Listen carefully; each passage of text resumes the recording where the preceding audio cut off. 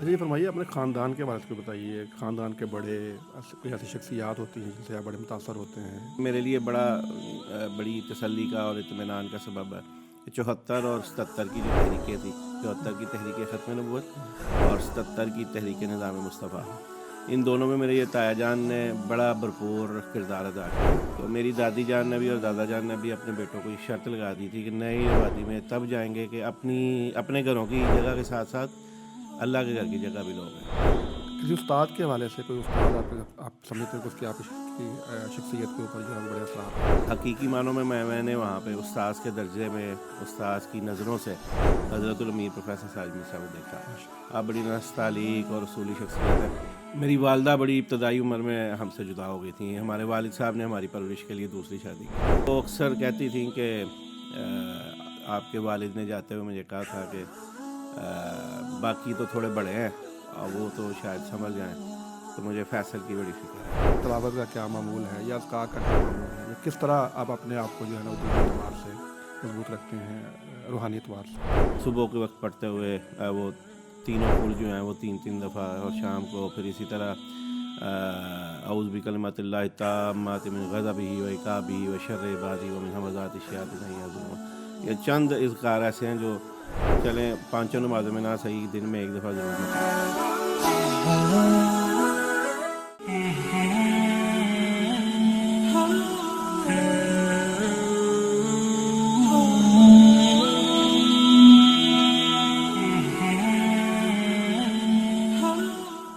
بسم اللہ الرحمن الرحیم. السلام علیکم ناظرین، پیغام پوڈ کاسٹ کا ایک نیا ایپیسوڈ. ہماری کوشش ہوتی ہے کہ آپ کے ساتھ ایسی شخصیات کو متعارف کروایا جائے جن کی شخصیت کے اندر کوئی ایسی بات ہو کہ جس سے ہم اپنے لیے کوئی ایک نئی بات سیکھ سکیں. ہماری آج کی مہمان شخصیت بنیادی طور پر تو کاروباری شخصیت ہیں، لیکن آپ کی دین سے محبت اور دین سے وابستگی اتنی مثالی ہے کہ انہوں نے اپنی اس کاروباری مصروفیات کے ساتھ ساتھ ایک بھرپور دینی اور جماعتی زندگی گزاری ہے. اور آپ کے دینی، دعوتی اور آپ کے رفاعی کام ماشاءاللہ اس قدر زیادہ ہیں کہ اس ساتھ بڑی حیرت ہوتی ہے کہ کس طرح سے آپ ان سب چیزوں کو مینج کرتے ہیں. ہماری آج کی مہمان شخصیت ہیں حافظ فیصل افضل شیخ صاحب. ان کا تعلق سیالکوٹ سے ہے.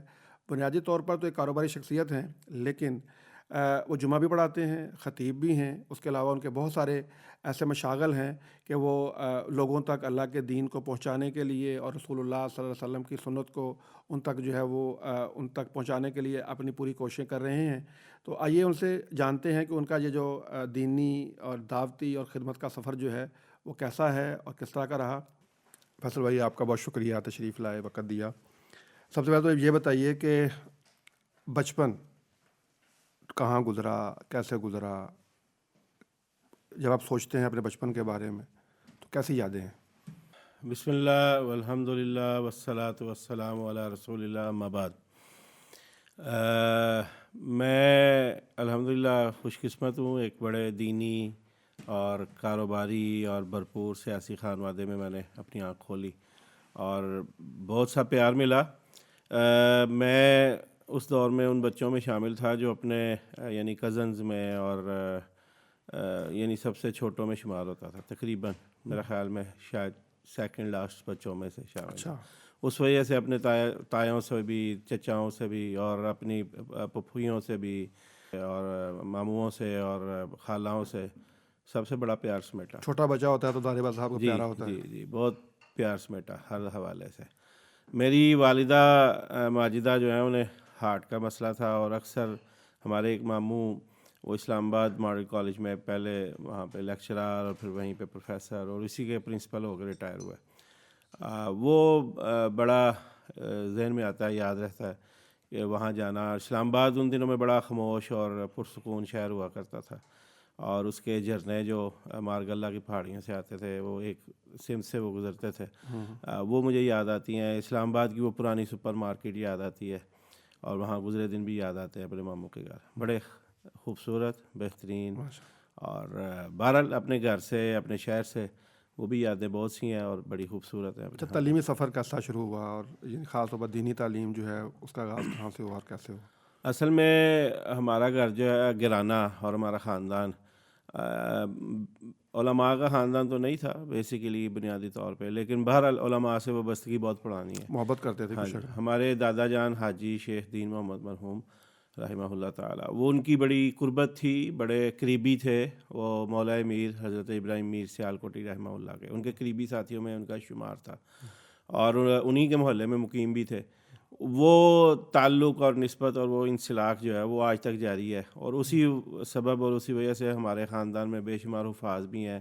اسی تعلق اور انسلاک نے مجبور کیا کہ جب ہم ان کے محلے سے نئی آبادی میں شفٹ ہوئے، وہاں انہی کے نام پر ایک نئی مسجد بھی تعمیر کی، اور خوش قسمتی سے اس کا خطیب آج کل میں ہی ہوں. اچھا اور الحمدللہ یہ ایک مذہبی بیک گراؤنڈ تھا.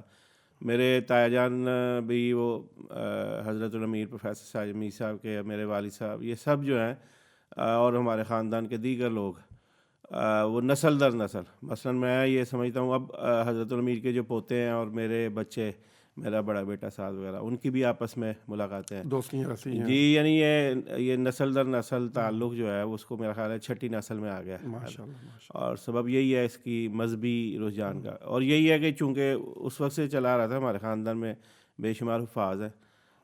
گو اس فیلڈ میں خطابت کی یا تدریس وغیرہ کی فیلڈ میں کوئی نہیں آیا، اور لیکن البتہ حفاظ بہت زیادہ ہیں. قرآن پاک سے یہ تعلق جی تو جی بہرحال جی. ہے. میں ابتدائی طور پہ ہمارے گھر میں ہی آتے تھے، میرے استاد گرامی تھے قاری محمد سرور صاحب، ان سے میں نے ناظرہ قرآن پڑھا. اسی دوران سیالکوٹ میں جب ہم نے ہوش سنبھالی تھی، پرائیویٹ سکولز کا اس قدر چلن نہیں عام تھا، یا سرکاری سکولز معروف تھے اور بڑے بہترین چل رہے تھے، یا صرف 3-4 سیالکوٹ پورے میں پرائیویٹ سکولز میں. اس میں میرا خیال ہے تیسرے یا چوتھے نمبر پہ ہمارا سکول تھا، ماڈرن پبلک سکول.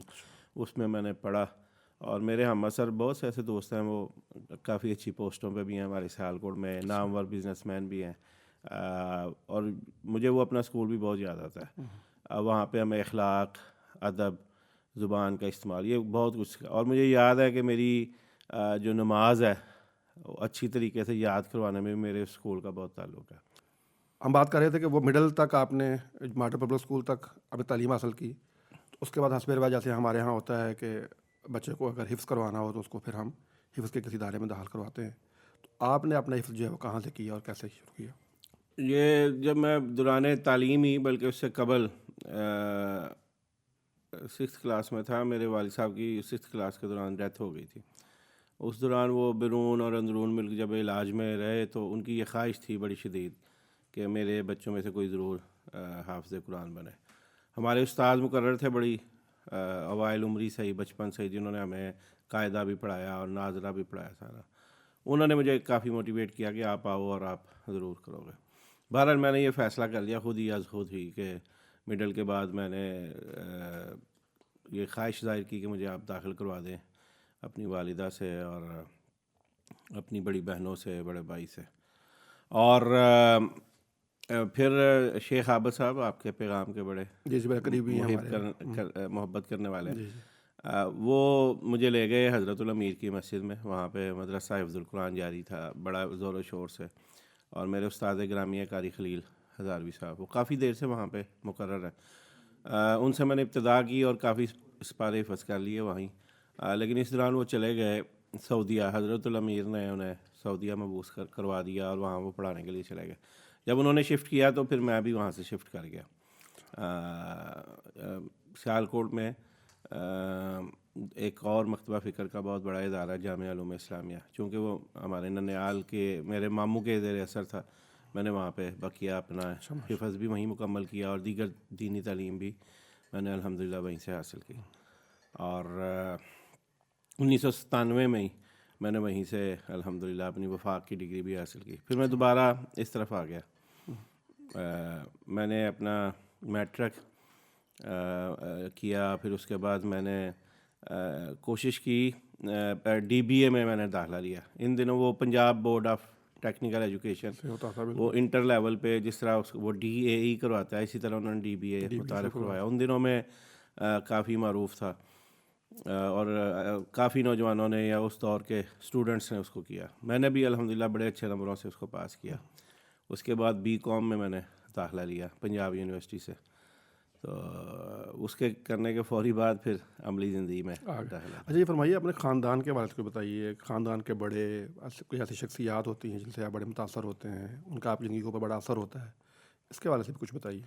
میں نے ابتدا میں جیسے آپ سے تذکرہ کیا کہ میرے دادا شیخ دین محمد مرحوم، ان کی وجہ سے یہ جو دینی رغبت ہے، دینی شخصیات کی طرف میلان ہے، ان سے انسلاک ہے، ایک وجہ وہ ہے، اور ان کی تقوی پرہیزگاری، اس کے بڑے قصے ہیں، بہرحال اختصار چونکہ ملحوظ ہے۔ اسی طرح میرے نانا مرحوم وہ بھی مولا میر کے بڑے قریبیوں میں سے تھے، اور اسی کے ساتھ ساتھ وہ احرار میں سے تھے، اور ختم نبوت کی تحریک میں 1953 میں انہوں نے بڑا بھرپور کردار ادا کیا، اور اسی دوران وہ پابند سلاسل بھی رہے شاید 1-1.5 ماہ۔ اور یہ میرے علم میں تب آیا کہ مشرف دور کے دوران تحریک ایک وہ بل پاس ہوا بڑا متنازع تھا، تحفظ حقوق نسواں، اس کی بڑی متنازع شقیں تھیں، اور اس کے خلاف دینی جماعتوں نے جب احتجاج کا اعلان کیا تو اس وقت میں اہل یوتھ فورس سیالکوٹ سٹی کا پریزیڈنٹ تھا، اور ایک روز ہمیں سرکاری مہمان بنا لیا گیا، گو ایک رات اور ایک دن اس کا دورانیہ رہا۔ اسی رات میرے ماموں جان تھے بڑے، پروفیسر عبدالجبار شیخ صاحب، تعلیمی حلقوں میں ان کا بڑا نام ہے، ڈاکٹر عماد لکھوی صاحب، اور ان جیسے بڑے جو اکابر ہیں وہ جانتے ہیں انہیں اچھی طرح۔ وہ مجھے خصوصاً ملنے آئے، میرا ماتھا چوما اور کہنے لگے آج تم نے اپنے نانا کی سنت کو زندہ کیا ہے۔ مجھے یہ خوشی ہے کہ چلیں سرکاری مہمان بنے، لیکن کسی سیاست کی وجہ سے نہیں، کسی اور ذاتی یعنی معاملے کی وجہ سے نہیں، بلکہ دین کی وجہ سے ہمیں پابند سلاسل کی کیا حرمت گیا۔ کے حوالے سے بات کرتے ہو۔ تو بہرحال یہ ان بڑوں کا ہماری زندگیوں پہ بہت اثر رہا ہے۔ میں نے جیسے اپنے دادا کا اور اپنے نانا کا ذکر کیا، اسی کے ساتھ ساتھ میرے تایا جان تھے بڑے، حاجی شیخ محمد اسلم مرحوم، وہ بڑی سیاسی شخصیت تھے، اور ان کی بڑی قربت سی نوابزادہ رانا نصر اللہ خان صاحب سے، بلکہ وہ ایک عرصہ PDP ہوتی تھی نوابزادہ صاحب کی، اس کے ناظم مالیات رہے پاکستان کے شیخ محمد اسلم صاحب، اور اللہ نے ان کو بڑا نوازا تھا۔ اور جب 1977، اور یہ میرے خیال میں یہ میرے لیے بڑی تسلی کا اور اطمینان کا سبب ہے کہ 74 اور 77 کی جو تحریکیں تھیں، 74 کی تحریک ختم نبوت اور 77 کی تحریک نظام مصطفیٰ، ان دونوں میں میرے یہ تایا جان نے بڑا بھرپور کردار ادا کیا ضلع سیالکوٹ میں۔ اور 77 میں تو اتنا بھرپور کردار تھا کہ جو خواتین کے جلوس تھے اس کو ہماری خاندان کی خواتین جو ہیں وہ اس کی قیادت کرتی رہی، میری تائی جان، میری پھوپھیاں وغیرہ یہ وہ، اور اسی طرح اس کی فنانسنگ جتنی 77 کی تحریک تھی، ہر خاص عوام کو معلوم تھا کہ شیخ اسلم صاحب کر رہے ہیں، آرگنائز کر رہے ہیں، اور اس کا نتیجہ یہ نکلا تھا کہ سیالکوٹ جیل کی ایک بیرک جو ہے وہ شیخوں کی بیرک سے معروف تھی اور مشہور تھی، کہ ہمارے خاندان کے تقریباً شاید 2-3 کے علاوہ سب مرد قید تھے اور اسی میں وہ مقیم تھے۔ تو بہرحال یہ ان کی شخصیت کی چھاپ بھی یقیناً میرے اوپر موجود ہے، اور میں ان سے کافی متاثر ہوں۔ ایک اور تایا جان کا میں ذکر کرنا چاہوں گا، شیخ محمد اکرم مرحوم، وہ حضرت الامیر پروفیسر ساجد میر صاحب کے دایاں بازو تھے۔ حضرت الامیر کے زیر سایہ ایک عرصہ چلتا رہا جامعہ ابراہیمیہ، آپ کی نائجیریا روانگی سے پہلے بھی اور اس کے بعد بھی۔ جب آپ نائجیریا چلے گئے، آپ کے علم میں ہوگا پروفیسر ساجد میر صاحب تقریباً ایک اشرہ نائجیریا رہے ہیں۔ اس دوران یہ جو جماعت کا ادارہ تھا اس کی نگہبانی کا شرف جامعہ ابراہیمیہ کو وہ ہمارے خاندان کو حاصل ہوا بذریعہ شیخ محمد اکرم صاحب اور ہماری دادی مرحومہ کے ذریعے۔ جب ساجد میر صاحب نائجیریا چلے گئے تو وہ جو بعد میں انتظامیہ والے تھے، انتظامی مشکلات کی وجہ سے انہوں نے شیخ الحدیث مولانا محمد علی جاں باز مرحوم ان سے معذرت کر لی کہ ہم یہ ادارہ مزید نہیں چلا سکتے۔ وہ بات ہمارے تایا جان کے ذریعے دادی مرحومہ تک پہنچی، انہوں نے مولوی صاحب کو پیغام بھیجا کہ آپ فوراً بچوں کو لے کے ہماری مسجد میں آ جائیں، اور آج کے بعد یہ ہمارے بچے ہیں۔ اور الحمدللہ جب تک کوئی باقاعدہ انتظام نہیں ہوا، وہ جتنے بھی زیر تعلیم اس وقت کے طلباء تھے ان کے کھانا پینا سب وہ ہمارے گھروں میں ہوتا رہا۔ اور یہ ترغیب تو ہماری دادی مرحومہ کی تھی، لیکن اس کے لیے عملی کردار شیخ محمد اکرم صاحب تھے ہمارے، انہوں نے کیا۔ بتایا جان جی، ان کی شخصیت کا ایک پہلو میں آپ کو بتانا چاہوں گا کہ 65 کی جنگ لگی، جو اہل علاقہ تھے، ہم نئے آبادی میں جو گئے تو وہاں پہ مسجد کی تعمیر کا مرحلہ درپیش تھا. تو میری دادی جان نے بھی اور دادا جان نے بھی اپنے بیٹوں کو یہ شرط لگا دی تھی کہ نئی آبادی میں تب جائیں گے کہ اپنے گھروں کی جگہ کے ساتھ ساتھ اللہ کے گھر کی جگہ بھی لوگ ہیں. جگہ خرید لی لیکن وہ بننے نہیں تھے دے رہے اہل علاقہ. 65 کی جنگ لگی اور لوگ چلے گئے، لیکن ہمارے خاندان نے سیالکوٹ کو نہیں چھوڑا باوجود بھرپور خطرے کے. کسی نے پوچھا کہ چلے جاؤ کسی محفوظ شہر میں، تو مجھے ان کا جملہ یاد ہے اور آج تک میرے لیے بڑی موٹیویشن کا سبب ہے. کہنے لگے کیوں کہ سیالکوٹ میں خدا ہو رہا ہے اور پنڈی میں یا کسی اور شہر میں خدا ہو رہا ہے، ایسا نہیں ہوگا، ہم نہیں جائیں گے. اور اس کا انہوں نے ایک فائدہ یہ اٹھایا کہ جنگ کے ان دنوں میں وہ 17 دن تھے یا 20 دن تھے یا 25 دن تھے، یعنی آغاز سے اختتام تک اور نارمل ہونے تک، ان دنوں میں انہوں نے مسجد تعمیر کر لی. اور جو رکاوٹ ڈالنے والے تھے وہ جب واپس آئے وہ بڑا پریشان ہوئے کہ یہ ہماری غیر موجود کی مسجد تعمیر ہو. ہاں جی الحمدللہ. تو یقیناً وہ ان کی یہ تھا نا جو عزم تھا، استقلال تھا، وہ یقیناً میرے لیے ایک بہت بڑا رول ماڈل ہے.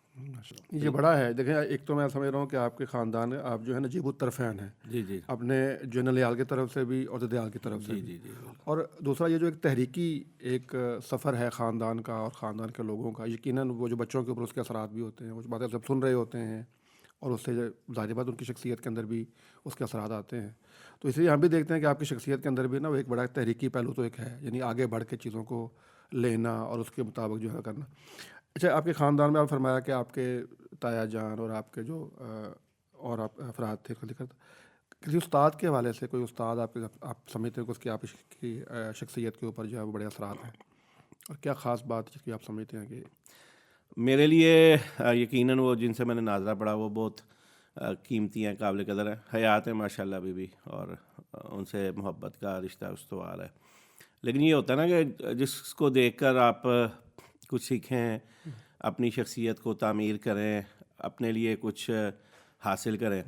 میں جب مدرسہ حفظ القرآن مسجد ابراہیمی تحصیل بازار میں داخل ہوا، وہاں میرے اساتذہ تو ہیں جس کا میں نے تذکرہ کیا، قاری خلیل صاحب تھے، دیگر 2 اساتذہ بھی تھے، لیکن حقیقی معنوں میں نے وہاں پہ استاذ کے درجے میں استاذ کی نظروں سے حضرت الامیر پروفیسر ساجد میر صاحب کو دیکھا. آپ بڑی نستعلیق اور اصولی شخصیت ہیں. وہ اٹھتے بیٹھتے انہیں لوگوں کے ساتھ مجلسیں کرتے ہوئے، چونکہ وہیں پڑھتے تھے اور حضرت الامیر کی مجلسیں بھی وہاں جب سیالکوٹ مقیم ہوتے تھے وہیں ہوتی تھیں، لوگوں کا آنا جانا، ان سے گفتگو، ان سے معاملات، اور پھر طریقہ کار آپ کا، وہ میں نے بہت کچھ سیکھا. میرے خیال میں یہ اساتذہ اپنی جگہ استاذ کے درجے میں پروفیسر ساجد میر صاحب کو بھی رکھتا ہوں. میں نے بہت کچھ سیکھا ان سے الحمدللہ. یہ فرمائیے کہ والدین نے ظاہر بات ہے اپنے جیسے آپ نے فرمایا کہ والد صاحب کی خواہش تھی کہ میرا بیٹا حافظ قرآن بنے، اور ان کی خواہش کی تکمیل کے لیے آپ نے حفظ قرآن کیا. تو مطلب والدہ حیات تھیں، کس طرح سے آپ سمجھتے ہیں کہ آپ کی شخصیت کو یا آپ کی جو کیا دینی تربیت کے لیے جو اہتمام کیا گیا اس کے بارے سے آپ کے بات شیئر کرنا چاہیں؟ ایک زندگی کی ابتدا میں کچھ ایسے حادثے ہوتے ہیں، اس کو میں ضرور کرنا چاہوں گا، لیکن میں یہ سمجھتا ہوں کچھ حقیقتیں ایسی ہیں، ان کے اظہار میں دکھ تو ضرور ہوتا ہے لیکن شکوہ کوئی نہیں ہے رب سے. ایک کیا کہتے ہیں محرومی تو ضرور نظر آتی ہے، لیکن اللہ نے ہمیں کسی معاملے میں پیچھے نہیں رہنے دیا، تو پھر اس کا شکوہ کیسا. میری والدہ بڑی ابتدائی عمر میں ہم سے جدا ہو گئی تھیں. ہمارے والد صاحب نے ہماری پرورش کے لیے دوسری شادی کی تھی، لیکن میں یہ سمجھتا ہوں کہ ہماری دوسری والدہ نے بالکل ایسے ہی جیسے سگی ماں ہوتی ہے ویسے ہماری پرورش کی، اور کوئی کمی نہیں. اور ہماری تربیت میں، ہماری پرورش میں، ہمارے معاملات میں ہم وقت وہ بڑا فکر مند رہتی تھی. تو الحمدللہ وہ آج بھی ہمارے پاس ہیں، ہمارے ساتھ ہیں، بدرجہ والدہ موجود ہیں، ہم ان کا احترام کرتے ہیں، وہ ہمارا خیال رکھتی ہیں اللہ حافظ. تو قدم قدم پہ ان کی رہنمائی تھی، بلکہ وہ اکثر کہتی تھیں کہ آپ کے والد نے جاتے ہوئے مجھے کہا تھا کہ باقی تو تھوڑے بڑے ہیں اور وہ تو شاید سنبھل جائیں، تو مجھے فیصل کی بڑی فکر ہے. تو وہ اکثر اس بات کا اظہار کرتی تھی. تو یقیناً ان کی باتوں سے محبت جو لگتی ہے، اور میرے لیے بھی ان کی باتوں میں بہت کچھ ہے. بہت شکریہ. آپ سفر حرمین بھی کرتے رہے ہیں، جاتے ہیں، بڑے شوق سے جاتے ہیں، بڑی محبت سے جاتے ہیں، تو کیا جذبات ہوتے ہیں جب آپ سفر حرمین کرتے ہیں، اور کوئی اس کی یادیں یا کوئی خاص کوئی اس کا کوئی گوشہ، کوئی پہلو؟ جب میں حفظ بھی کرتا تھا تو ان دنوں میں، چونکہ یہ 93-4 کی بات ہے، تو اس وقت وہ حرمین میں جو جوڑی تھی نا سدیس صاحب کی اور شریم صاحب کی، وہ بڑی معروف بھی تھی، اور یقیناً ان کی آوازیں وہ تو دلوں کو چیرتی تھیں.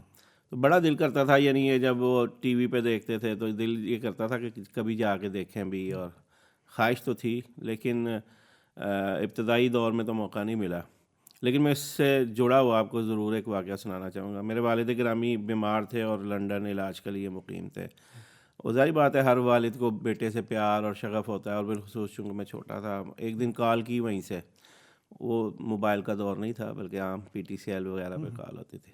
مجھے میری تسلی اور تشفی کے لیے کہنے لگے میں واپس آؤں گا اور میں اپنے ساتھ عمرے کے لیے لے کے جاؤں گا.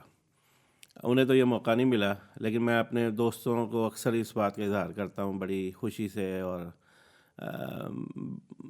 یعنی ایک اپنے لیے ایک تمغے کے طور پہ، کہ میرے والد کی یہ خواہش جو ہے مجھے دعا بن کے لگ گئی ہے. میرا خیال ہے میں کوئی 12-13 مرتبہ یا شاید اس سے بھی زیادہ شمار سے بارے میں الحمدللہ سفر حرمین کر چکا ہوں. اور اس کی ایک خاص بات یہ ہے کہ میں نے اپنی والدہ کے ساتھ عمرے بھی کیے ہیں، انہیں حج بھی کروایا میں نے، دوسری والدہ نے. اسی کے ساتھ ساتھ مجھے یہ اعزاز حاصل ہے، میں نے حضرت الامیر کے ساتھ سفر حج کیا، اور 2 دفعہ ان کے ساتھ سفر عمرہ بھی کیا ہے الحمدللہ حضرت الامیر کے ساتھ. اور چونکہ یہ جماعتی زندگی میں ہمہ وقت مصروفیت ہوتی ہے، احباب سے یہاں بھی تعلقات، معاملات، ایک دوسرے کی خوشی غمی میں شریک ہونا، اور چونکہ سیکھا ہی یہ ہے محبت دو اور محبت حاصل کرو. اس کا نتیجہ یہ ہے کہ جو احباب وہاں مقیم رہتے ہیں مستقل یا ویسے گئے ہوتے ہیں، اکثر جاتے آتے ہوئے کوئی نہ کوئی جو ویسے پاکستان وہ بھی مل جاتے ہیں جو وہاں مقیم ہیں، ان سے بھی ملاقاتیں رہتی ہیں. اور اکثر ایسے ہوتا ہے بسا اوقات حرمین سے زیادہ باہر وقت گزرتا ہے اس وجہ، لیکن وہ پہلی ترجیح تو وہی ہوتی ہے الحمدللہ. اچھا جی، جو بھی آپ نے ذکر کیا نا کہ محبت دو اور محبت حاصل کرو اور محبت لو. اچھا، ایک یہ ہوتا ہے کہ آپ کی طبیعت میں آپ نے دیکھا ہے کہ جوڑنے والی ایک یعنی خواہش ہوتی ہے کہ اگر کوئی مطلب دوریاں ہیں، اگر کوئی مطلب ناراضگی ہے جماعتی طور پر یا ایون اور لوگوں کے درمیان بھی، تو ہمیشہ آپ کے اندر نا ایک صلح جوئی کی خواہش رہتی ہے. اور ہم جو بطور آبزرور بھی دیکھ رہے ہوتے ہیں، اور ظاہر بات آپ کے ساتھ ایک خاص تعلق بھی ہے. اس کی کیا وجہ ہے؟ اس کو آپ کیا سمجھتے ہیں کس وجہ سے ہے؟ اور یہ جو ایک شخصیت میں اور طبیعت میں جو ایک دائیہ ہے کہ لوگوں کے درمیان محبت ہو اور یہ جو نفرتیں ہیں، دوریاں ہیں، یہ نہ ہو، اس کی کیا وجہ ہے؟ اس کی ایک وجہ تو یہ ہے کہ ہمارا دین جو ہے وہ ہمارے لیے سب سے بڑی ترغیب کا سبب ہے کہ جوڑو اور توڑو نہ. جوڑنے والے کو رب جوڑتا ہے اور توڑنے والے کو رب توڑ دیتا ہے. نبی علیہ السلام کی اس خاص صفت کا تذکرہ سیدہ خدیجہ نے اپنے الفاظ میں کیا، انک لتصل الرحم. اسی سے ہمیں یہ موٹیویشن ملتی ہے کہ جوڑنے کا کام کریں، توڑے نہ. لیکن اسی کے ساتھ ساتھ ایک جو اپنی زندگی کی جو تشنگیاں ہوتی ہیں وہ یقیناً آپ کی آنے والی زندگی میں آپ کے لیے کچھ رستوں کا متعین کر دیتی ہیں.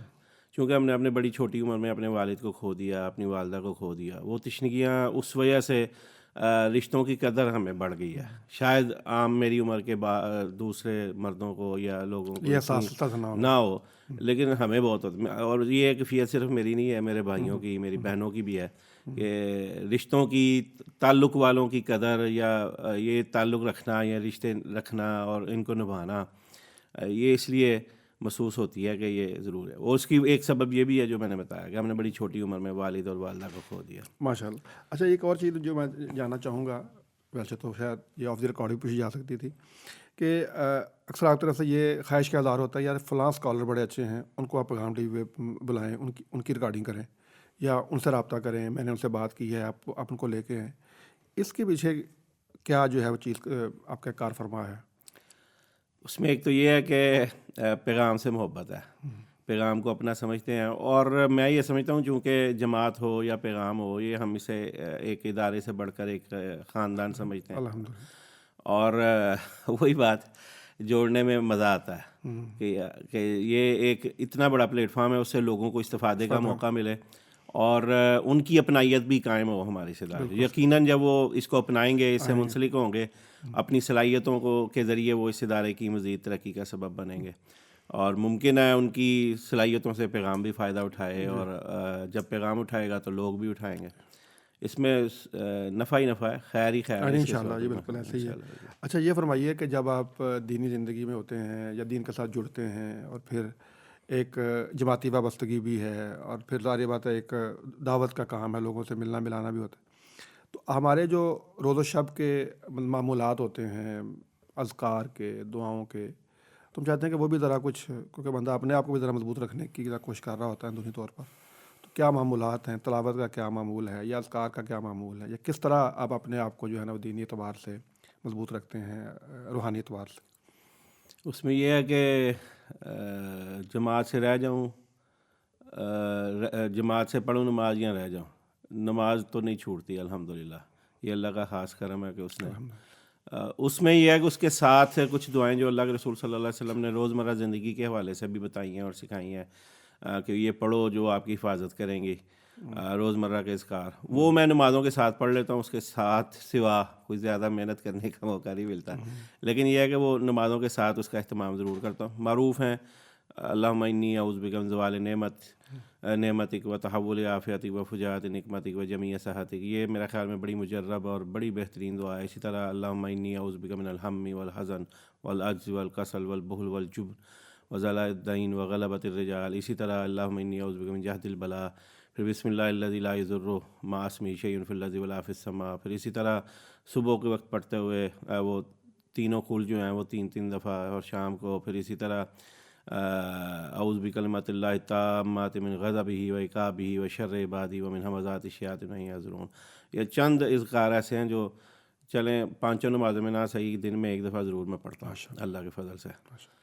اچھا، پیغام ٹی وی کے ناظرین کے لیے کوئی پیغام جو آپ سمجھتے ہوں کہ یہ بات بتانا چاہیے؟ ایک تو یہ کہ اپنا فیڈ بیک دیا کریں ہمیں، آپ کیا چاہتے ہیں اس پہ، صحیح، اور مثبت بھی منفی بھی. تاکہ ہم اپنے پروگراموں کو بہتر کریں، اپنے پروگراموں کو اچھا کریں. بالفرض ایسی کوئی چیز آ رہی ہے جو آپ سمجھتے ہیں منہج کے خلاف ہے تو ضرور فیڈ بیک دیں. بسا اوقات جو فیلڈ میں ہوتے ہیں انہیں اندازہ نہیں ہوتا کہ ہم سے کہاں غلطی ہو رہی ہے، اور یقیناً جو آپ کو دیکھنے والے ہیں، آپ کو سننے والے ہیں، آپ سے محبت کرنے والے ہیں، وہ پوائنٹ آؤٹ کر سکتے ہیں، اور ان کی نشاندہی ہمارے لیے مفید ہو سکتی ہے. میں یہ، اور پھر یہ ہے کہ اس کی جو نشریات ہیں اس کے اضافے کے لیے اپنا کردار ادا کریں. اگر آپ کے گھر میں آ رہا ہے، کوشش کریں دوسروں کو آگاہ کریں کہ ان کے گھروں میں بھی آئے، اور اس کے لیے آپ، یہ ہمارے سامعین کی، ناظرین کی کوشش ہونی چاہیے اس سے ضمن میں. فیصل بھائی، اب یہ بتائیے کہ آپ کی تقریباً ساری زندگی جو ہے وہ جماعتی، جیسے آپ نے بتایا ابھی کہ بچپن سے جو ہے نا وہ امیر صاحب کے ساتھ آپ کا ایک تعلق تھا، تو جماعتی زندگی کے ساتھ تو ایک آغاز سے بچپن سے ہی تعلق تھا. جماعت کے ساتھ وابستگی کا آغاز کیسے ہوا، اور آپ کب سمجھتے ہیں کہ آپ نے باقاعدہ جو ہے وہ جماعت کے لیے جو ہے کام کرنا شروع کیا، یا آپ کے ساتھ ایک تعلق قائم ہوا؟ ویسے تو میں نے آپ کو بتایا کہ شروع سے ہی خاندانی تعلق ہے جماعت سے، لیکن اسی کے ساتھ ساتھ میرا عملی آغاز وہ مدرسہ حفظ القرآن میں داخلے کے ساتھ ہی ہو گیا، چونکہ حضرت الامیر کی سرگرمیوں کا مرکز بھی وہی تھا، وہی مسجد. ضلع بھر کے، تحصیل بھر کے احباب وہاں آتے تھے، وہاں میں جماعتی سرگرمیوں کو دیکھتا تھا، تو اس سے شوق اور جذبہ بھی پیدا ہوا. اور رفتہ رفتہ وہیں سے، چونکہ وہ جو مسجد ابراہیمی ہے وہ شہر بھر کی مرکزی مسجد ہے، لوگ وہاں آتے تھے، میرا لوگوں سے ربط بھی ہوا. میرے ساتھ جو ہم جماعت تھے، کلاس فیلو تھے، ان کا بھی جماعت سے تعلق تھا. یعنی یہ سمجھ لیں کہ وہ مسجد ابراہیمی کا مدرسہ بھی جو ہے وہ اصل میں جماعت ہی تھا. تو اسی نے مجھے اس طرف راغب کیا، اور وہ سن 93 سے شروع ہونے والا سفر آج بھی جاری ہے اللہ کے فضل سے. وہ ترغیب کا اصل سبب سمجھ لیں وہی ہے مدرسہ حفظ القرآن. اچھا، یوتھ فورس کے ساتھ جو ہے تعلق جو ہے کب شروع ہوا، اور کب اس کے ساتھ منسلک ہوئے؟ 1993 میں اپنے محلے کے یونٹ کا صدر بنا تھا، اور یہ سفر جو ہے وہ یونٹ کی سطح پہ تقریباً 4-5 سال جاری رہا. پھر میں شہر کی کابینہ میں آیا. پھر 2001 میں سٹی جنرل سیکرٹری بنا اہل یوتھ فورس سٹی سیالکوٹ کا. 2005 میں سٹی کا صدر بن گیا، اور پھر اسی دوران 2010 میں 5 سال میں سٹی صدر رہا، اور 2010 میں الحمدللہ اہل یوتھ فورس پاکستان کا جنرل سیکرٹری منتخب ہوا. اور 2016 میں صدارت کی ذمہ داری سنبھالی اور 5 سال میں نے اس میں بھی الحمدللہ بساط کے مطابق اپنی پوری صلاحیت کے مطابق اس تنظیم کو چلانے میں اور ملک بھر کے نوجوانوں کو منہج کی، قرآن و سنت کی خدمت کے لیے، پاکستان کی خدمت کے لیے تیار بھی کیا، متحرک بھی کیا، مستعد بھی کیا. اللہ ماشاء اللہ. اچھا، یوتھ فورس کی جب وہ مکمل ہوگی، صدارت کا مرحلہ مکمل ہوا، تو پھر آپ جو ہے وہ مرکزی جمعیت کے جو ہے نا وہ پلیٹ فارم میں یا اس کی جو ہے نا کابینہ کا حصہ بنے، سوری اس کے جو ہے نا وہ حصہ بنے. تو اس کے بعد کا جو سفر تھا، جو ظاہر بات ہے کہ 2021 کے بعد. ویسے جو اپنا میرا شہر ہے وہاں پہ تو اس بات سے قطع نظر کہ میرے پاس مرکزی ذمہ داریاں تھیں. شہر کی سطح پہ اپنے جو احباب جماعت ہیں، بالخصوص ہمارے حافظ شاہد امین صاحب ہیں، قاری شفیق الرحمان علوی صاحب ہیں، حافظ افضل صادق صاحب ہیں، چونکہ انہی کے ساتھ انہی کے دور میں اس سفر کا آغاز کیا، تو وہ تو میں شہر کی سرگرمیوں میں ہمیشہ ساتھ ہوتا تھا ان کے، اس بات کی قطع نظر کہ میرے مرکزی معاملات کیا ہیں. تو پھر پہلے تو میرا یہ اس سے فراغت کے بعد خیال یہی تھا کہ شاید فرصت کے لمحات میسر آئیں گے، لیکن حضرت الامیر اور حافظ عبدالکریم صاحب ان دونوں نے اپنی محبت اور شفقت سے کہا کہ نہیں، آپ کی ہمیں ضرورت ہے. اور میں نے کہا کہ خواہش نہیں ہے، لیکن آپ کا حکم نہیں ٹال سکتا، جہاں جس طرح آپ چاہیں میں ہر حوالے سے جماعت کی خدمت کے لیے تیار ہوں. اچھا، یہ فرمائیے کہ آپ اس سے پہلے بھی جیسے آپ نے فرما رہے ہیں کہ آپ جماعت کے لیے کام تو کر رہے تھے، کر رہے ہیں، انشاءاللہ کرتے رہیں گے، اس کا ایک خاندانی ایک تعلق ہے. لیکن اب ماشاءاللہ جب آپ اس وقت آپ ناظم ہیں سیالکوٹ سٹی کے، جی تو آنے والے اب ظاہر بات ابھی حال ہی میں آپ کا انتخاب ہوا ہے، تو کس طرح سے آپ آگے دیکھ رہے ہیں جماعت کو وہاں پہ شہر کی سطح پر آگے لے کے جانے میں، آگے بڑھانے میں، اس کو مزید منظم کرنے میں، دعوت کے کام کو اور آگے لے کے جانے میں؟ اس ضمن میں میں نے جو محسوس کیا تھا اس سے پہلے کہ جو اس وقت ضرورتیں ہیں دینی حوالے سے، دعوتی حوالے سے، وہ سپیڈ اتنی نہیں ہے جتنی اس وقت کی ضرورت ہے. یعنی ہمہ وقت لوگوں کے پاس کچھ نہ کچھ پہنچنا چاہیے. ہم یہ سمجھیں کہ اگر سال میں ایک دفعہ، 6 مہینوں میں ایک دفعہ کچھ لوگوں کو دیں گے شاید یہ ناکافی ہے. اس سے بہت بڑھ کے ہمیں بہت تیز رفتار سے لوگوں تک دعوتی تبلیغی سرگرمیوں تک پہنچانا ہوگا انہیں، اور ان تک آگاہی اور ان تک شعور، دینی شعور پہنچانے کے لیے اپنی کوششیں کرنی چاہیے. اس کے لیے ہم نے آتے ساتھ ہی اس دفعہ قاری شفیق الرحمان علوی حفظہ اللہ تعالیٰ ان کی عمارت میں ہم نے فوراً یہ کیا کہ جو بنیادی ایسی معلومات ہیں جو ایک مسلمان کے لیے بہت ضروری ہیں اس کی روزمرہ زندگی کے لیے، مثلا غسل ہے، طہارت ہے، پاکیزگی ہے، وضو وغیرہ، اس کی آگاہی کے لیے ہم نے فہم دین کورس شروع کیا. اور اپنے انتخاب کے صرف 1 ماہ کے اندر الحمدللہ ہم 40 پروگرام کر چکے ہیں بڑے منظم انداز میں شہر بھر کی مساجد میں. ایسا نہیں ہے کہ ایک ہوا پورے شہر میں ایک وقت میں ایک پروگرام کیا پھر دیکھیں گے. ایک وقت میں 16 پروگرام ہوئے. ہم نے 16 علماء کا، مدرسین کا تقرر کیا، مساجد سے رابطہ کیا، ان علماء سے رابطہ کیا، انہیں بتایا کہ ہمارا یہ مقصد ہے، یہ کورس کی یہ غراض و مقاصد ہے، کیونکہ نہ کوئی بتاتا ہے نہ کوئی پوچھتا ہے. ایسے مسائل جو روزمرہ زندگی میں جن کے بغیر گزارا ہی نہیں ہے، ایک مسلمان اپنی زندگی نہیں گزار سکتا، ان مسائل کو اس بات کی نفی کرتے ہوئے کہ بعض لوگ ہر ضروری جگہ پہ اور ہر غیر ضروری جگہ پہ شرم کی آڑ میں ضروری مسائل بھی نہیں سیکھتے. تو ہم نے یہ کہا شریعت میں، شرع میں شرم کوئی نہیں ہے. اس حوالے سے شہر بھر میں کوشش کیا ہر کونے میں، ہر گوشے میں ان پروگراموں کا انعقاد کیا جائے. اور 1 مہینے میں 40 پروگرام، بہرحال ایک چیلنج تھا جس کو پورا کیا، اور انشاءاللہ اسی سپیڈ کو آگے بڑھائیں گے.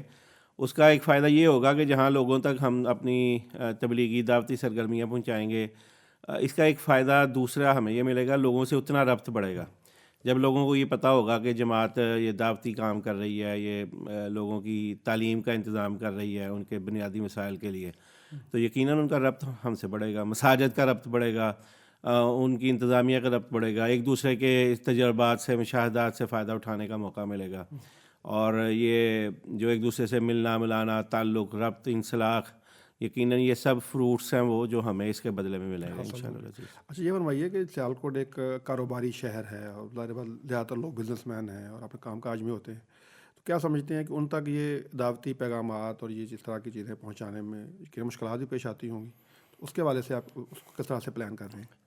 اس کا ایک ہمارے لیے آسانی یہ ہے سیالکوٹ میں کہ اکثر ایسے ہمارے جو کاروباری احباب ہیں وہ مساجد سے بھی بستہ ہیں، مثلا کسی مسجد کے صدر ہیں یا انتظامیہ میں شامل ہیں، تو ہمارا ایسا کوئی پروگرام ان کے ساتھ رابطے کا بھی ایک ذریعہ ہے۔ لیکن اس سے ہٹ کے بھی ہم نے یہ سوچا ہے کہ تاجروں کے لیے کوئی ایسے ہمارے اسکالرز جو اچھے معروف ہوں اور جن کی اچھا تعارف ہو پاکستان لیول پہ، اور جن کے نام کی نشر کرنے کے بعد وہ بڑے خوشی سے آئی بھی، اس طرح کے پروگرام کم از کم سماجی سطح پہ ہم کرنے کا ارادہ رکھتے ہیں تاکہ تاجروں سے ہمارا بھرپور اور مضبوط رابطہ قائم ہو جائے، اور ان تک یہ اصل مقصد یہی ہے کہ ان تک دعوت پہنچائیں کہ شریعت کے، قرآن و سنت کے ان سے کیا تقاضے ہیں،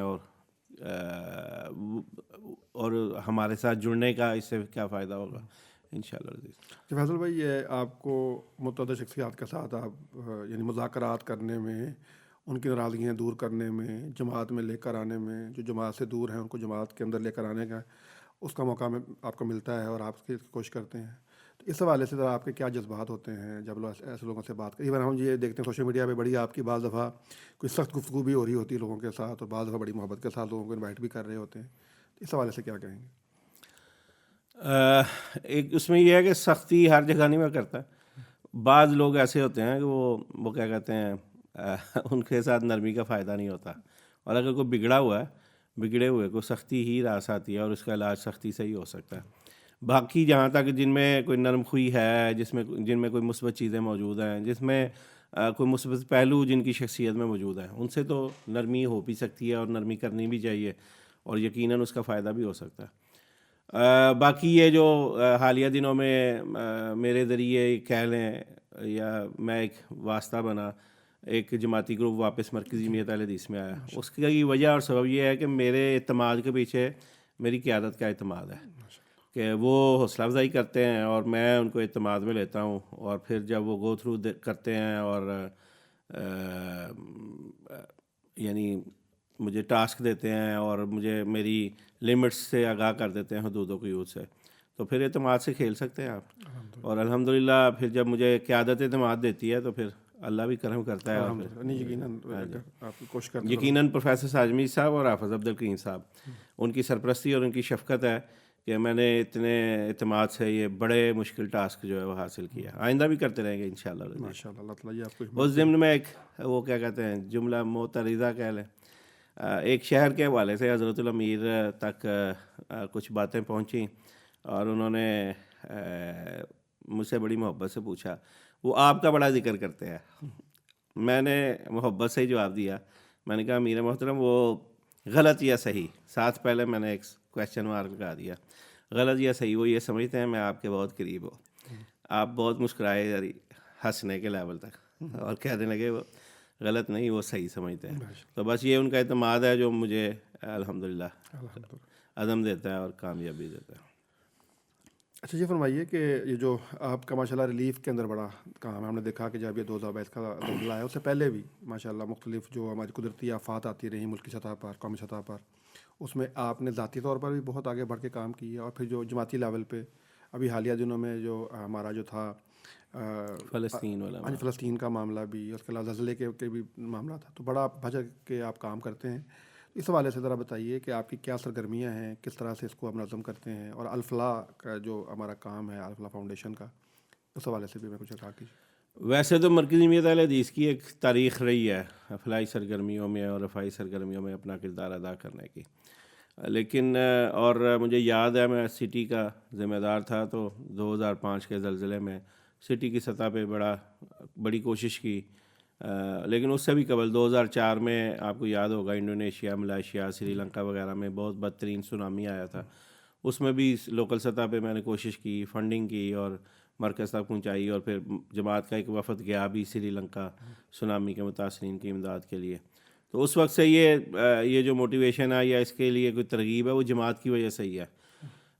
اس میں زیادہ کردار ادا کرنے کا موقع اس وقت ملا کہ جب میں یوتھ فورس میں آیا، اس وقت 2010-11 میں بھی سیلاب آئے سندھ میں، جنوبی پنجاب میں، چونکہ ذمہ داری بھی تھی اور پھر یہ ہے کہ چونکہ نوجوانوں کے ساتھ وابستہ تھا میں، نوجوانوں کی تنظیم کے ساتھ، تو اس کی قیادت کرتے ہوئے یقیناً یہ ذہن میں ہوتا ہے اگر آپ کسی بھی تنظیم سے وابستہ ہوں اور آپ کے ساتھ جو ایسوسیٹ ہیں ان کے لیے کچھ نہ کچھ کرنے کے لیے ہمارے پاس ہونا چاہیے، ٹاسک دیں کہ یہ کرو، یہ آپ کا ٹاسک ہے یا یہ آپ کے اہداف ہیں. تو پھر چونکہ نوجوان گرم خون ہوتا ہے، کچھ کر کے نظرنے کا جذبہ ہوتا ہے ان میں، تو ان سے بھرپور کام لیا ہم نے ان سب مواقع کے اوپر. 2010-11 کا سیلاب ہو، بھرپور کام کیا ہے اہل یوتھ فورس پاکستان نے. اس ضمن میں پھر تجربہ چونکہ موجود تھا اور پھر جماعت میں بھی آ کے الحمدللہ اسی جذبے کو آگے بڑھایا. الحمدللہ اس وقت اہل یوتھ فورس بھی کام کر رہی ہے، الاحسان بھی کام کر رہی ہے، اور مرکزی جمعیت اہل حدیث کا شعبہ جو ہے الفلاح وہ بھی ماشاءاللہ بڑا مربوط اور مستحکم ہے. اس دوران چونکہ میں تنظیمی ذمہ داریوں میں جاتا تھا سندھ میں، تو وہاں پہ یہ مجھے کمی محسوس ہوئی کہ یہ تھر پارکر کے حوالے سے عموماً لوگوں میں یہ ہے کہ یہاں پہ پانی کے لیے، کنوؤں کے لیے کام ہونا چاہیے. وہ اس ضمن میں ہماری توجہ لوکل سطح پہ تو کچھ ذمہ داران کی تھی لیکن قومی سطح پہ نہیں تھی. میں نے الحمدللہ یہ اللہ کی توفیق ہی صحیح ہے کہ اپنے دوست احباب میں جہاں تک اور اضلاع میں، شہروں میں ملنے ملانے والوں کو یہ ترغیب دی کہ بہت بڑا صدقہ جاری ہے اور ان لوگوں کو ضرورت بھی ہے، تو اس میں کردار ادا کریں. تو الحمدللہ جماعت کا یہ شعبہ جو ہے تھر پارکر میں اور اسی طرح دیگر صحرائی علاقوں میں پانی کے کنوؤں کی تعمیر کے حوالے سے الحمدللہ ہم نے بھرپور کام کیا. اور میرے خیال میں تقریباً 2 سال کے عرصے میں ہمارے شمار سے باہر ہے پروگرام جو ہم کر چکے ہیں، کنوؤں کے بھی، پمپس کے بھی، ہینڈ پمپس کے بھی الحمدللہ. اچھا، جماعتی زندگی کے کچھ ایسے واقعات جو آپ سمجھتے ہیں کہ انہوں نے آپ کے لیے، آپ کی زندگی پہ بڑا اثر ڈالا ہے، یا آپ سمجھتے ہیں کہ اس سے آپ کی بہت لرننگ ہوئی ہے، یا کم از کم آپ کے لیے وہ بڑے آپ کے ٹرننگ پوائنٹس رہے، کوئی ایسے واقعات ان کا آپ ذکر کرنا چاہیں؟ ایک تو یہ ہے کہ میں نے یہ دیکھا کہ یہ جماعت کے لیے اتنے لمبے لمبے سفر کیے. بعض علاقے ایسوں میں گئے ہم لوگ جہاں لوگ جاتے ہوئے ڈرتے تھے، لیکن میں یہ سمجھتا ہوں کہ یہ دین کی خدمت کی برکت تھی کہ ہم بے خوفی سے وہاں سے گزرے. مثلاً آج کل بھی وہ کچے کا علاقہ بڑا معروف ہے، انہی دنوں میں اس کے ارد گرد ایک چھوٹو یا موٹو گینگ بڑا معروف ہوا کرتا تھا. چھوٹو گینگ. اور مجھے یاد ہے کہ اور اچھا وہ علاقہ بھی ایسا ہے، راجن پور اور لیاقت، یہ جو رحیم یار ہاں اس کے درمیان واقع ہے. تو ایک روز رات کو ہمارا پروگرام تھا راجن پور اور ہم لوگ نے جانا تھا خان پور. تو وہ اسی کچے کے علاقے سے گزرے، وہ دریا کی پٹی کے ساتھ ساتھ دریائے سندھ کے بیلے کے رستے سے. روڈ خیر ان دنوں بن رہی تھی، تو تذکرے بھی ان دنوں موجود تھے، موٹو گینگ اور چھوٹو گینگ، لیکن الحمدللہ بڑی بے خوفی سے، اور یہ اسی طرح طوفان تباہ کرتے ہوئے ہم اس علاقے سے گزر گئے. اور اللہ کا شکر ہے نہ میرے کو پوچھنے والا تھا، بڑی بے خوفی سے وہاں سے گزرے. میرے خیال میں یہ جماعتی زندگی نے یہ خوف اتارے ہیں کہ الحمدللہ جب اللہ کا ہاتھ سر پہ ہو تو پھر کوئی ایسا خوف نہیں. اور پھر اسی طرح اس دوران میں نے یہ دیکھا کہ دوستوں نے محبت بڑی دی ہے اس جماعتی خدمت کے بدلے میں. میں سیالکوٹ میں ہوں تو اکثر سفر کرتے ہوئے کبھی کسی وقت مجھے یاد ہے جب CNG کا دور تھا، میں اپنی گاڑی خود ڈرائیو کرتا تھا، تو CNG ڈھونڈتے فیول ختم ہو گیا. اور وہ پتہ نہیں اس وقت کچھ ایسا معاملہ تھا کہ پٹرول بھی نہیں چل رہی کے ساتھ بھی نہیں چل رہی تھی. ایسے میں ایک نوجوان آیا، پتہ نہیں اللہ نے اس کو کہاں سے بھیجا. اس نے کہا آپ باہر نہ نکلیں، اور اس نے اپنی بائک کے ساتھ اپنے دھکا لگاتے ہوئے اپنے پاؤں کے ساتھ میری گاڑی کو دھکا دی. میں یہ سمجھتا ہوں کوئی ذاتی طور پہ نہیں، کوئی میرا وہ رشتہ دار نہیں تھا، کوئی ذاتی جاننے والا نہیں تھا، صرف جماعت کی برکت کی وجہ سے اس نے یہ میرے ساتھ محبت کی. اسی طرح ایک دفعہ میرا قلعہ دیدار سنگھ پروگرام تھا، جمعہ تھا، اور وہاں پہ ایک جگہ پہ ہم ٹریفک میں پھنس گئے اور کوئی رستہ نہیں تھا آگے جانے کا. جمعے کا وقت قریب تھا، میں اتر کے گیا کہ شاید کوئی رکشہ مل جائے اور پھر میں چلا جاؤں. اوپر سے بارش آ گئی، کوئی نہیں تھا آسرا اور سہارا. پتہ نہیں کہاں سے ایک نوجوان آیا، اس نے پہچانا مجھے کہ آپ نے کہاں جانا ہے. میں نے کہا وہاں جانا ہے. وہ مجھے وہاں پر لے کر چلا گیا. اسی طرح ایک جگہ میں نے اپنی تنظیمی دور میں، مجھے وہ واقعہ نہیں بھولتا، جمعہ پڑھانے گیا، لیکن کچھ علاقائی وہاں پہ تقسیم ایسی تھی کہ میں مجبور ہوا کہ میں نہیں جا سکا. لیکن ان کی محبت ایسی تھی کہ جناب پورے اس علاقے میں طوفان مچ گیا کہ فیصل صاحب وعدے کے باوجود نہیں پہنچ سکے. اور ابھی میں گھر تھا تو وہاں سے مجھے فون آنے شروع ہو گئے کہ ہمارے لیے بہت مشکل ہوگی اگر آپ نہیں آئیں گے. بلکہ وہ جو اس علاقے یونٹ کا صدر تھا اس کے والد کا مجھے فون آیا کہ میرا بیٹا اس قدر غمزدہ ہے کہ وہ گھر چھوڑ کے چلا گیا. ایسا نہ ہو وہ کچھ گم جائے یا اس کو کوئی نقصان پہنچے. تو اس نے بڑے جذبات سے کہا. مجھے اندازہ ہوا کہ وہ اس میں غصہ نہیں ہے بلکہ اس کے پیچھے اندر چھپی محبت ہے.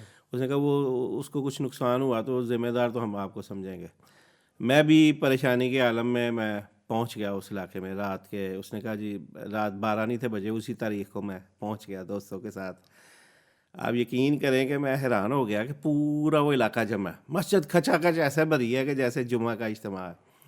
اور مجھے فردر مل کے وہ پھول بھی ڈال رہے ہیں اور ہار بھی ڈال رہے ہیں. اور پھر وہ بچہ جس نے انتظام کیا تھا وہ آ کے مجھے لپٹ کے ایسے رویا پتہ نہیں کوئی گمشدہ متاع اسے مل گئی ہے واپس. اس طرح کے بڑے واقعات ہیں جو مجھے جماعت کی محبت اور مجھے جس سے مجھے اچھی طرح اندازہ ہوا کہ جماعت نے مجھے کیا دیا. سیالکوٹ شہر میں امیر محترم کی موجودگی اس کی وجہ سے بھی ظاہر بات اس کے بڑے ثمرات ہیں اور بہرحال اس کے اثرات بھی ہوتے ہیں. اس وقت کیونکہ ظاہر بہت شہروں میں تو امیر صاحب نہیں ہوتے تو سیالکوٹ جو کہ رہائش بھی ہے ونیتے بھی ہیں جمعہ بھی پڑھاتے ہیں. تو آپ کیا سمجھتے ہیں کہ اس کے کیا اثرات ہیں امیر صاحب کے سیالکوٹ شہر میں رہنے کے؟ آپ بھی ادھر رہتے ہیں. حضرت الامیر نے جو صاف ستھری زندگی گزاری ہے اس کے بہت سے ثمرات ہیں جو سیالکوٹ میں میسر ہیں. الحمدللہ جماعت کے لیے مستقل وسائل کا وہ ان کی موجودگی کی وجہ سے بندوبست ہو چکا ہوا ہے. مستقل معاونین اللہ نے جماعت کو دیے ہیں ان کی شخصیت کی شفافیت کی وجہ سے. اور پھر چونکہ وہ موجود ہیں ان کی بہت سے ایسے حادثات کا وقت آیا ہے سیالکوٹ میں کہ شاید ہمارے لوگوں کا دوسرے مسالک کے لوگوں سے ٹکراؤ ہو جاتا براہ راست. لیکن یہ آپ کی شخصیت کی برکت ہے اور آپ کی شخصیت کا مثبت امیج ہے کہ شہر کی انتظامیہ بھی اور دیگر مکاتب فکر کے لوگ بھی ان کا حیا اور احترام کرتے ہوئے ہمارے ساتھ کسی الجھاؤ سے یا ٹکراؤ سے گریز کرتے ہیں. اور کبھی حادثاتی طور پہ ایسا کوئی موقع آ بھی جائے تو وہ حضرت الامیر کی شخصیت کا رعب ایسا ہے کہ سب کہتے ہیں کہ رفع دفع کرنے میں ہی جو ہے وہ بہتری ہے. ایک تو یہ ہے کہ اس کا سیالکوٹ میں ان کا وجود ماشاءاللہ فرقہ وارانہ ہم آہنگی میں ایک نعمت کا سبب ہے. اور ہماری جماعتی طور پہ بھی اور مسلکی طور پہ بھی یقیناً ان کا وجود نعمت کے طور پہ ہے. لوگ احترام کرتے ہیں, ان کے کہے کو کا پاس رکھتے ہیں. مساجد کی انتظامیہ بھی, لوگ بھی, پھر علماء بھی, خطباء بھی, یعنی سمجھتے ہیں کہ بعض دوسرے علاقوں میں مجھے اچھی طرح اندازہ چونکہ میں جاتا آتا رہتا ہوں کہ لوگوں کو جو گروپ بندی کے دیگر معاملات کا سامنا ہے سیالکوٹ میں ہمیں ان کی وجہ سے ایسا کوئی سامنا ہے. بلکہ وہ ہمارا کوئی مخالف بھی ہو ذاتی طور پہ تو وہ بھی حضرت الامیر کی وجہ سے ہمیں اسپیس دے دیتا ہے کہ یہ ان کے مقرر کرتا ہے. ہاں جی مطلب بھائی آپ کا بہت شکریہ ماشاءاللہ. بڑی آپ کے ساتھ ایک بڑی تفصیلی نشست ہوئی اور بڑی آپ کی ذاتی زندگی کے حوالے سے بھی جماعتی زندگی کے حوالے سے بھی بڑی تفصیلی بات ہوئی. آپ کا بہت شکریہ, آپ نے وقت دیا, تشریف لائے, ہمارے پروگرام میں شریک ہوئے. ناظرین ہمارے ساتھ موجود تھے آج جناب فیصل افضل شیخ صاحب. آپ ایک کاروباری شخصیت ہیں, ایک دینی شخصیت ہیں, ایک دعوتی رفائی اور ایک خدمت کے اندر جو ہے وہ اپنے شہر میں بھی ان کا نام ہے, بلکہ پورے پاکستان میں لوگ ان کو جانتے ہیں. اور آج وہ ہمارے پروگرام میں تشریف لائے. ہم نے ان کی ذاتی زندگی کے حوالے سے بات کی, ان کی جماعتی زندگی کے حوالے سے بات کی اور ان کے جو تجربات, مشاہدات, ان کی جو ایک زندگی کا ایک آپ کا نچوڑ تھا وہ ہم نے آپ کے سامنے پیش کیا. اس کے ساتھ ہی ہمارے آج کے اس پوڈ کاسٹ کو ختم ہوتا ہے. اجازت دیجیے. اللہ حافظ.